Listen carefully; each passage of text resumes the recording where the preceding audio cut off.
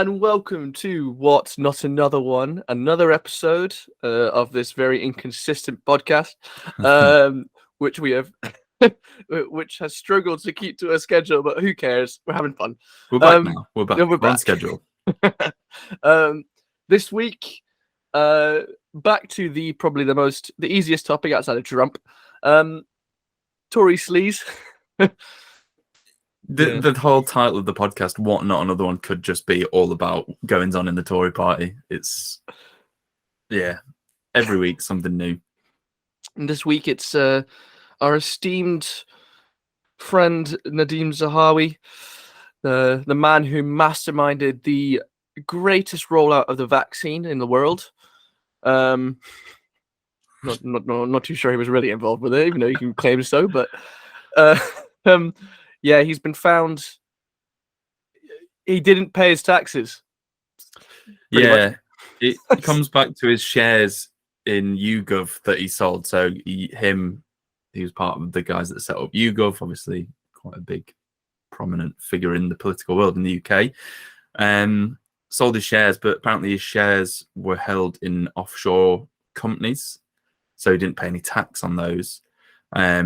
That's where it comes from. And the Conservative website itself says they believe in a corporate tax system which rewards entrepreneurship and punishes evasion, which a £5 million bill for HMRC for Zahawi, certainly I'd say that's punishment. God, yeah, had to pay £5 million including interest, also to pay £3.7 million owed, and 30% penalty. But apparently it was how did he describe it? He said it was an innocent error. Yeah, careless and not deliberate. An innocent error for over £5 million. Yeah, of course. You know what? It just smacks of Panama Papers all over again. Yeah, remember those? That's a while back now, but it's that whole concept of people just funneling money through offshore accounts and trying to evade paying tax in the UK.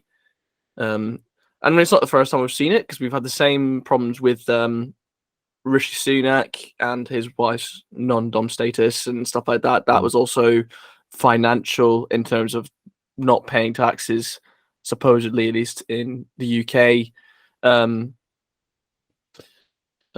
Our favourite Prime Minister, Boris Johnson, has apparently just managed to earn nearly £1 million in the last month. I mean, we're going. This is maybe one for another day. We could do so many episodes. Why was he in Ukraine? He's a backbench MP with no political clout. That was strange. But anyway, either way, it's a trend within the Tory party. There's a trend going on here, which we've never seen before, and it's thrown up all these questions again about trusting your MPs. I mean, even Rishi Sunak couldn't put his full weight of support behind him.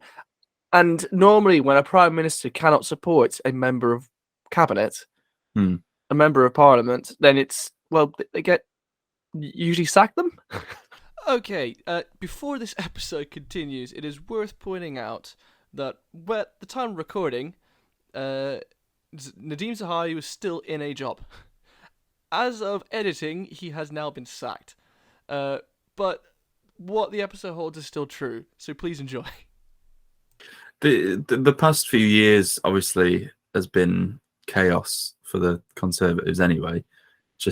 And the party line seems to be, there's an investigation. We can't do anything until the investigation's complete, or can't do anything until the report comes out. And then the report comes out and it's all redacted and sort of gets swept under the carpet. But the whole issue with Boris Johnson was he got the fixed penalty notice for breaking COVID rules, as did Rishi Sunak. And the whole thing was, how can a prime minister who has broken the law and been given a fine be a prime minister? Rishi Sunak has 2 fixed penalty notices now. Lancashire police, they put on Facebook saying they've issued a 42-year-old man from London with a conditional offer of a fixed penalty for when he was in the car without a seatbelt on. And that has to be the worst PR of all time. after Prince, what's his name? Prince Andrew. Yeah, it wasn't good. But the whole tax thing is a big thing. Jeremy Hunt's put taxes up.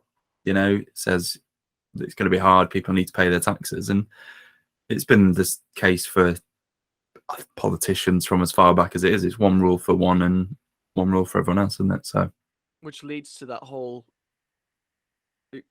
societal discourse whereby people don't trust their politicians anymore. It's and the same goes with the media as well. People don't trust the media anymore, and it just creates difficulties and etc. that you don't need. Like if you're going to try and have your country run smoothly, and you're going to look like a global power as well. The UK is a laughing stock. I mean, ever since 2016 with Brexit, probably it's kind of just everything's just gone wrong. But yet they survive. Yeah, the thing is, and three prime ministers in a year last year. How can you keep running without a general election? I mean, there was a woman on Jeremy Vine's show. I saw that. And it was just like she was like, I don't like what the Tories are doing, but I'd still vote for them to keep Labour out. It's like that is a actual voting strategy for a lot of people in the UK. Like I think there's something about Labour that makes them people have such a distrust towards them that the Tories could get away with anything, literally anything, and probably still stay in power. That is, it's so shocking that is where the political system in this country is at. Yeah, it's just cutting off your nose to spite your face, isn't it? It genuinely is. Oh well, I don't like them, so I'll just vote for them, even though the last 12 years have been full of austerity and poverty and food banks rising, but nah, don't want Labour. It's again, we're looking at a very interesting, definitely a very few interesting few months, but the next 2 years will be 2 years to the next election. The next 2 years will be intriguing to see how how society shifts in terms of how they view the Tories. Because if they carry on this way, more people will be willing to vote for Labour. And forgetting what the polls say, because the polls are the polls were ridiculous in terms of how they skewed all of a sudden. Yeah. That's never going to happen. But in terms of just if you continuously do the same things over and over again with one rule for us, one rule for them, and have the cost of living crisis going on, and I mean that's going to continue for a while yet. Still, I mean I think we're going to be in a recession, or we are already in one, but in a recession for at least the next 2 quarters, I think it is. Then it's like if you continue like this, people are just they're not gonna trust you at all. They won't be able to even be willing to vote for you because people are living literally on the poverty line. People who are nowhere near that normally are currently living there, and they're just watching people say, "Oh, I've been able to put all my money into this account, and I apologize, I didn't pay my taxes. I thought it was a better way. Yeah, it was a better way for you to keep your money." Yeah, I apologize, I didn't pay my taxes. I've also just paid like nearly £10 million in fines and things. Like someone that has that kind of money to pay those fines isn't going to be worrying about paying the bills or keeping the heating on. Well, he keeps his horses warm, doesn't he? See, the thing is, it creates a very bad image for people with money. I, for example, have nothing wrong with someone having loads of money. If you've earned it, you've done your, unless you're getting a small loan of $1 million. But if you've earned your money, like, fine, but pay your taxes. Like it's the whole point of it. It means that you give that little bit back to society. Because they always talk about, I think it's not 100% proven as such, but there's that talk about if the top 1% of people in the world were to pay a small tax for climate change, we'd be able to solve climate change, supposedly. Yeah. But I mean, again, that's not 100% like something that we know for a fact would happen. But that supposedly is an idea. Yeah. So it's like it's like if you are a millionaire, you have millions. You do not need to have loads of it stashed away to afford to buy mansions and stuff. Like you can afford to have nice things without having to pay billions. And it's just you can give a little bit back to society.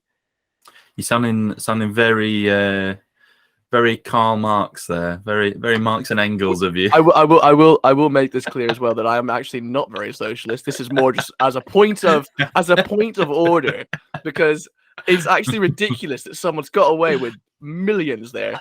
It's just like, it's one thing. It's like I'm everything for having your money.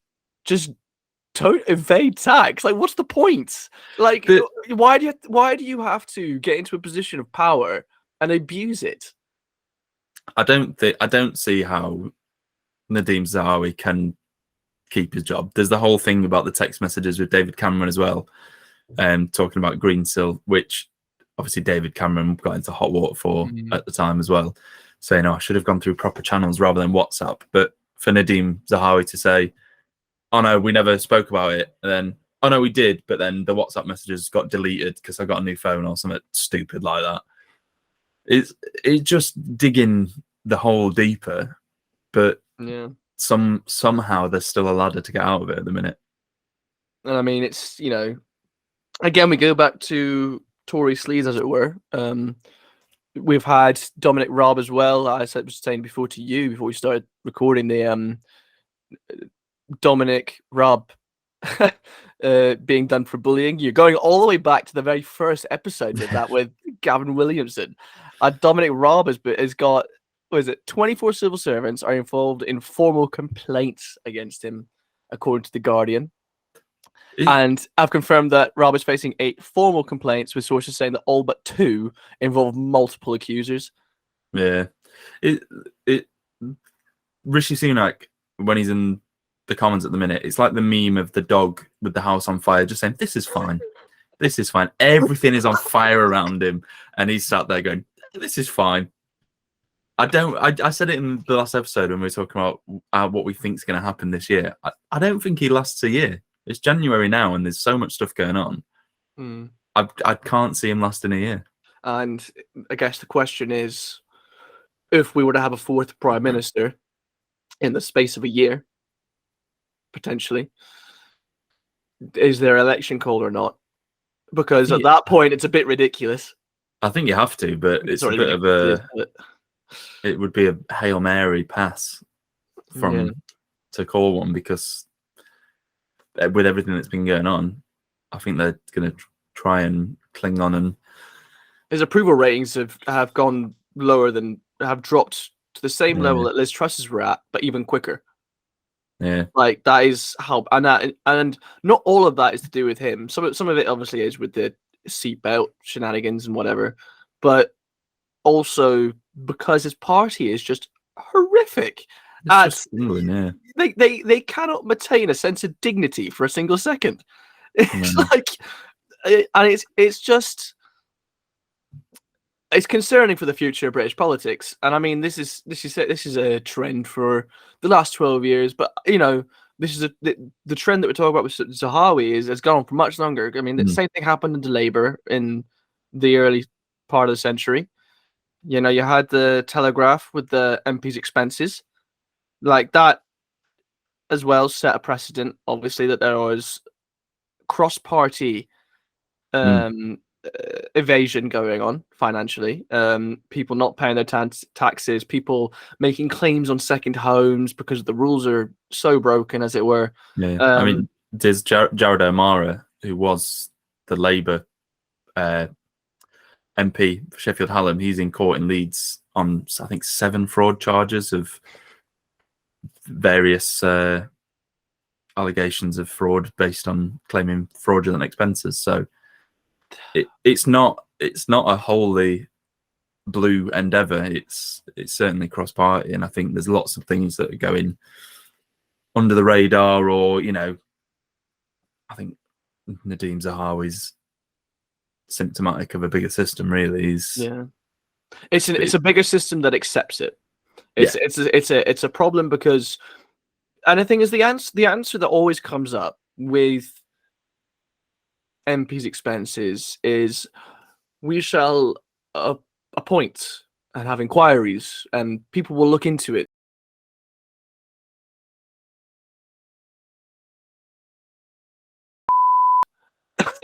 and nothing gets done. It's just Yeah. like it's too easy to get out of it because they understand the news cycle. They understand society's awareness of politics is a very limited scope. It's so much you've got tunnel vision with politics because you can ignore everything on the outside. It's sort Yeah. of like if if something happens, the only occasion I think where we've had something recently that's lasted longer than say the given period would be Partygate. And even then, that's kind of gone. Like, see a great report. Well, let's not even get into that. Well, there's going to Like, be, what is it, £222,000 of taxpayers' money going into the legal side for Boris Johnson's defence. which is going to be a waste of money. But again, it's a use of taxpayers' money for something that shouldn't be used for taxpayers' money. Yeah, and it's just the system needs revising. And to be fair, if Keir Starmer were to say in his manifesto that they would reform the way the system works within Westminster, it would probably win him some more voters, if anything. But I think he'd lose support in his own party. That again, that's the problem. So it's towing a fine line. He wants to get elected, but he's already got a divide. He himself has a divided party. The Conservatives have always been semi-divided. I mean, that's why the whole question of Europe came around and saw the downfall of David Cameron. And Labour are now divided. They have been ever since Corbyn was in power. You had your extreme left and sort of centre left Blairites. And they kind of swap places now, but it's like the only reason they look like a unified party is because the Tories look so divided. Yeah, I mean, I think it just come back to the right honourable member for Islington North, doesn't it? And when he said that he lives rent free in Rishi Sunak's head, and I think he lives rent free. The amount of times that they keep coming back to that, and he's not even a Labour MP anymore, is he? He's an independent.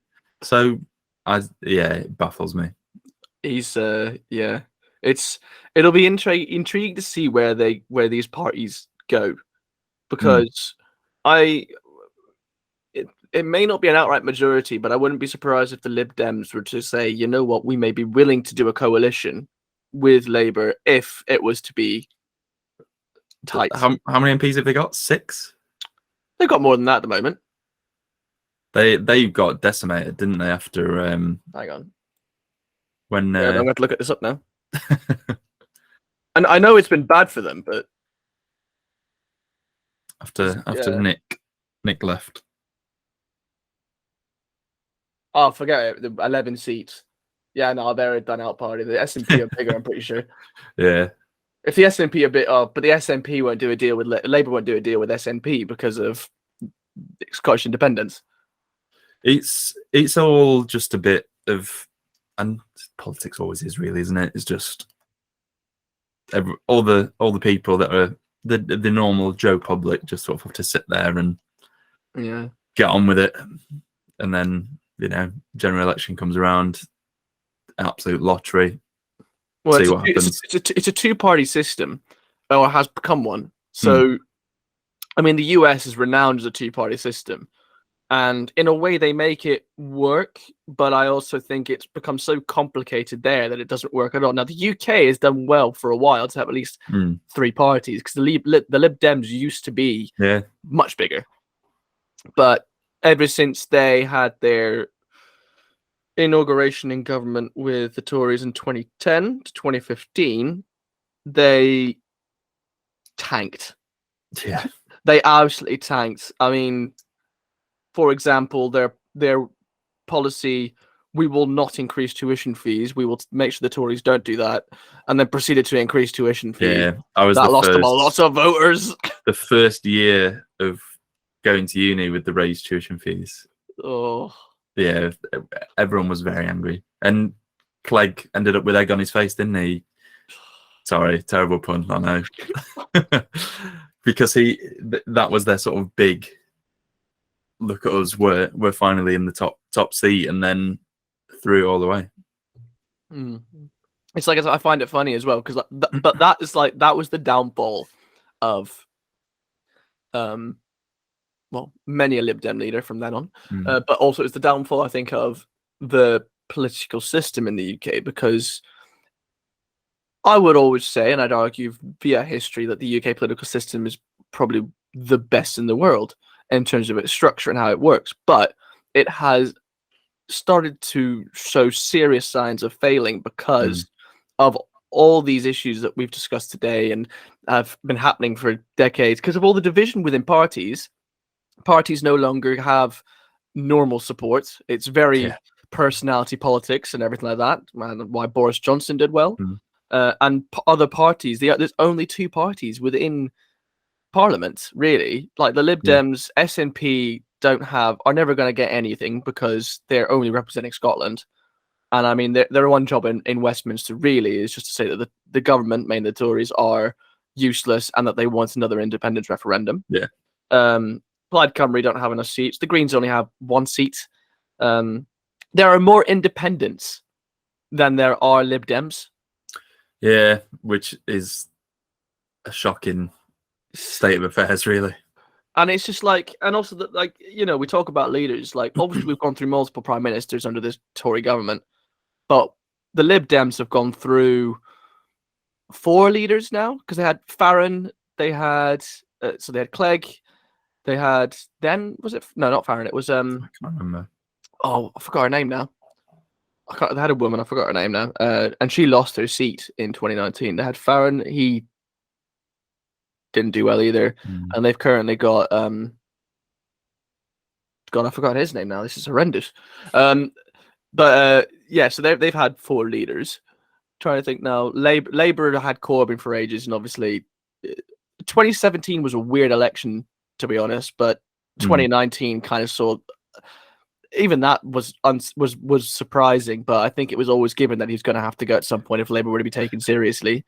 Yeah, 2019 was the big shift in the sort of the way politics happens in the UK. You know, it was the big, like we've said so many times, it was the personality politics coming out, and yeah, I think we need another. How about there was Lettuce Liz? I think I might do Radish Rishi. See how long the radish can last this year. That's the thing, because I think we started talking about tax and Nadim Zahawi. I don't think he can last. Dominic Raab's got all these allegations. Don't really see how he could. Obviously, there'll be an investigation and blah blah blah, but it's crumbling. Yeah, it's crumbling around him, and I think he's gonna have to see how it plays out. But we're 27 days into the year, and already, you know, weakness and cracks are showing. So, I mean, with Zahawi as well, like, I just remembered this quote as well from Jim Harrer, sorry, who's the head of HMRC, and he said there are no penalties for innocent errors. Yeah, which basically says he's guilty. Just like, you can't, you know, and that was to a select committee, I believe it was. So, no. Yeah, it's like HMRC. If you are a day late, or you know, you miss out a penny, they're banging on your door asking for their money. You know, they don't mess around. They don't say, "Oh yeah, don't worry about it." You know, that's not their job. Their job is to get what they're owed, essentially. Yeah. And if you don't pay it, then there's no such thing as an innocent error. Sometimes, you know, what do they say? If you've taken reasonable care and something does happen, or if something gets missed, then if you can prove it and everything like that. If you can prove it, yeah. But to say in this case that there's no such thing as an innocent error, it's one rule for one. And there's been as well. He has lost some support with certain Tories. There's one Tory MP, Caroline Noakes, has said there are too many unanswered questions as well. Just reading this one here, leading too many front pages.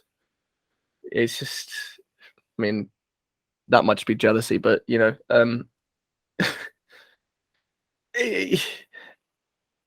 Yeah, and there's going to be an inquiry by their new ethics advisor. Liz Truss didn't have an ethics advisor, did she? That was a big thing as well. She didn't appoint one. Am I correct? Probably. I can't remember because I know there was a thing about it because Boris Johnson had one who left. I feel like an ethics advisor in the Houses of Parliament it's like as much use as a chocolate teapot. Like it's just going to crumble and melt. It's not fit for purpose. My opinion. Yeah, we'll keep that. Yeah. Well, I think the safest thing to say is it will be interesting to see where this goes over the coming days, weeks, and then obviously we'll see if your prediction comes true for the next year. I'm sticking by it. I'm sticking by it. Yeah, but I think that's where we'll leave it for today. You've been listening to another episode of What? Not Another One. Because there's been yet another one. problem. Oh God. Yep, forever and ever.